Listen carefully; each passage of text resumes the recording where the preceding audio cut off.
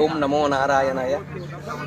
ముఖ్యంగా కేంద్ర రాష్ట్ర ప్రభుత్వాలు అయోధ్య నుంచి ఒంటిమిట్ట వరకు, ఒంటిమిట్ట నుంచి అయోధ్య వరకు ట్రైన్ సౌకర్యం వేయాలని, ట్రైన్ రావడం ద్వారా ఇక్కడికి ఈ మొత్తము ఇక్కడ ఉండే క్షేత్రాలన్నిటికీ కానీ అభినాభావ సంబంధంతో ట్రైన్ నుంచి ఒక 10,000 మంది దిగుతారు యాత్రికులంతా.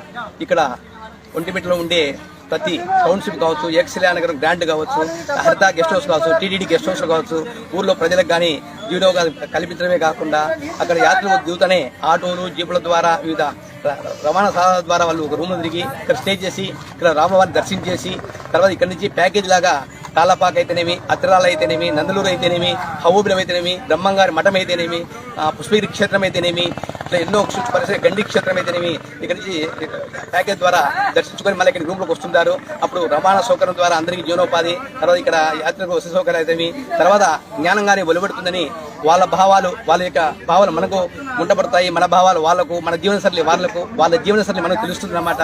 ఏది మంచిదని మనం తెలుసుకోవడం ద్వారా ఇట్లా ఆధ్యాత్మికంగానే నేనేమిటి, నేను ఎందుకు వచ్చాను కొన్ని భావాలు కానీ ఏర్పడతాయి.